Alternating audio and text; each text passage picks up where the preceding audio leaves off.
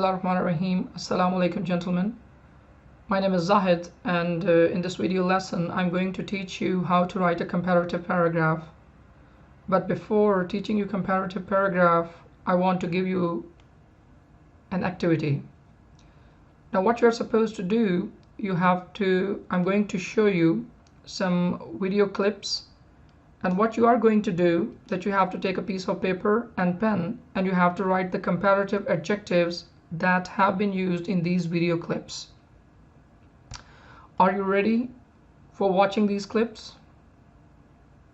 Okay, now write the comparative adjectives while watching these video clips. She's taller than all the women in my family combined. Ow. You look even more beautiful than you did yesterday. My atmosphere is thinner than Earth. You make me happier than I ever thought I could be. Nothing hotter than Chicago in August. Me. Worse than me. You're screwing up this case worse than I am. You are worse than humans.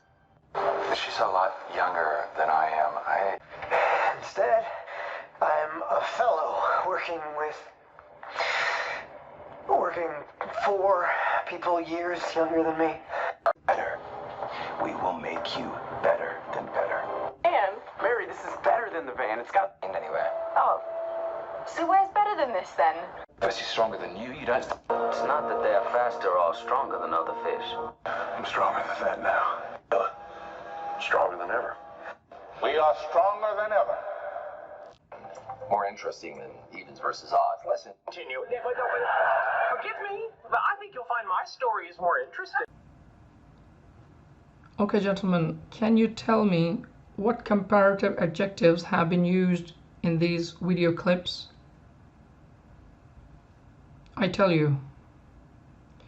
The following comparative adjectives have been used in the video clips, like taller than, more beautiful than, thinner than, happier than, hotter than, worse than, younger than, better than, stronger than, and the last one was more interesting, not more interesting than. But these are the comparative adjectives that have been used in these video clips. Now here the question is, why did I show you these video clips? Because through these video clips I wanted to tell you that when we write comparative paragraph, we use comparative adjectives. Sometimes we use taller than, more, if it is a place, more beautiful than, thinner than, happier than. I'm going to tell you step by step in detail, but the first thing that you have to keep in your mind, and that is that whenever we write a comparative paragraph, we use comparative adjectives. Now I tell you what is comparative paragraph. The word comparative means to compare or judge two things by estimating the similarity and differences. When we write comparative paragraph, we compare two things. Now these two things, sometimes we compare two people, sometimes two places, two things, two subjects, two ideas. Basically, a comparative paragraph is a paragraph in which the writer compares people, places, things, subjects, ideas on the basis of similarities and differences. For example, you can compare one person with another person, one place with another place, one idea with another idea, one subject with another subject. Things means like you can compare one laptop with another laptop, one car with another car, one gadget with another gadget. Now I give you an activity. What you're supposed to do is that you have to write comparative adjective that can be used to compare people. What comparative adjectives can we use? Then you have to write the comparative adjectives that can be used for comparing places, two places.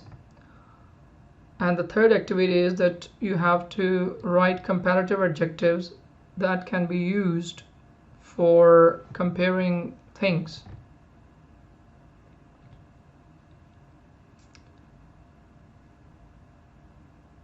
Now I show you some comparative adjectives that can be used for comparing people, places, and things. Like for example, when we compare one person with another, a person can be taller than another.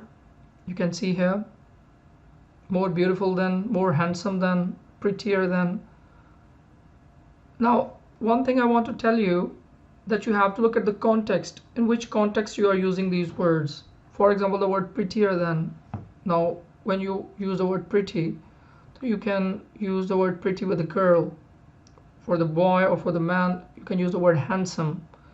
So in this way, you have to look at the context, at what comparative adjectives can you use for people, places, and things. Like let's see places. A place can be noisier than another place. A place can be more dangerous than another place. A place can be more peaceful than another place. And why did I put all capital T M? Why did I put capital? Because if you write something with small letter, there is always an underline. That's why. Otherwise, whenever you write a paragraph, you have to use this T smaller, that he is taller than Abdullah or Muhammad or whatever it is. When you have to memorize these comparative adjective for people, places, and things, because sometime in the exam you are given a comparative paragraph where you have to compare two persons, like two people, one person with another person, two places, like maybe from Jeddah with Yambo, two things, like there was an assignment in your writing portfolio, that one car with another car, something like that, one mobile phone with another mobile phone. Now what you are supposed to do, that you have to memorize these comparative adjectives, because these comparative adjectives can help you write a paragraph. Now first you have to read the question, and you have to read the question 2 or 3 times, and then you have to think that are you going to compare two people, places, or things. Now memorize these comparative adjectives, because these comparative adjectives can help you a lot in writing comparative paragraph. I'm telling you something to the point. I'm not, because the time is very short, and I'm not going to tell you the theory of comparative paragraph. I'm telling you something practical. Practical means that these words can be used. Now memorize the words and use these words. Gentlemen, why I'm telling you so many comparative adjectives for people, places, and things, because I believe that on the basis of words, on the basis of vocabulary, a student can write a very good paragraph.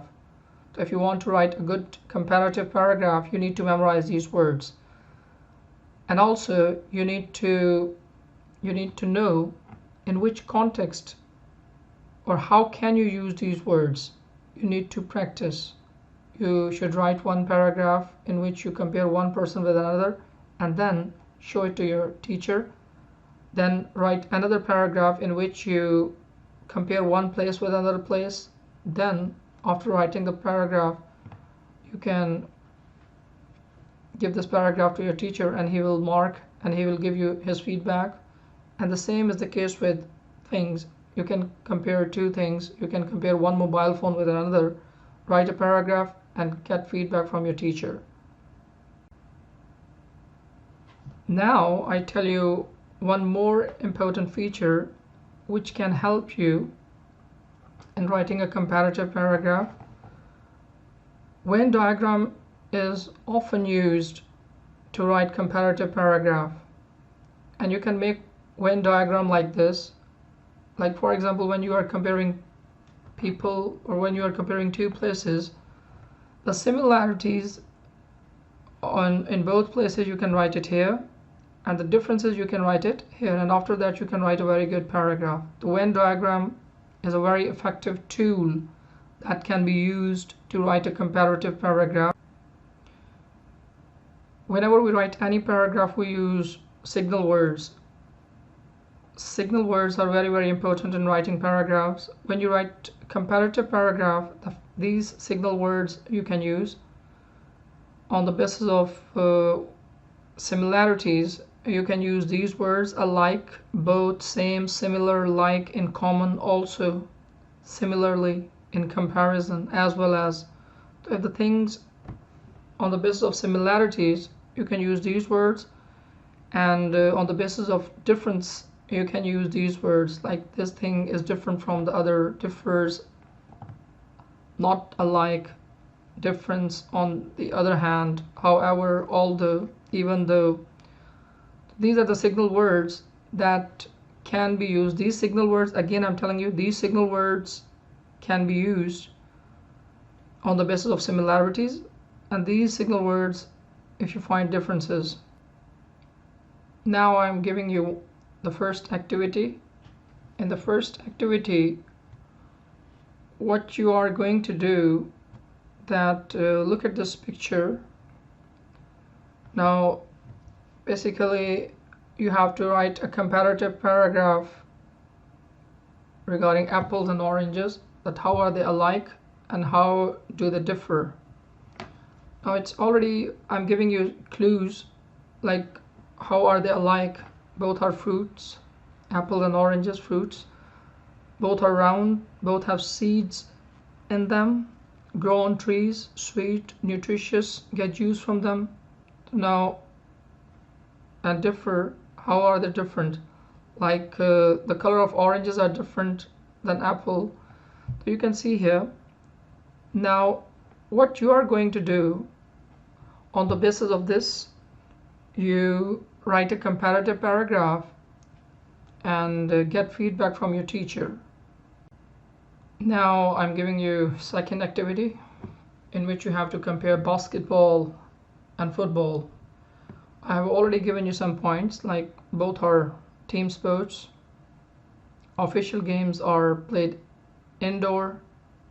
These are games are played inside and outside.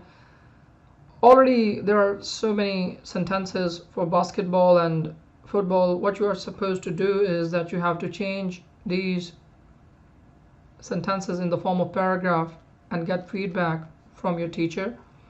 Pause the video, write a paragraph, and then give it to your teacher for the further feedback. Now I'm showing you your writing portfolio 3 assignment, in which you are supposed to write comparative paragraph.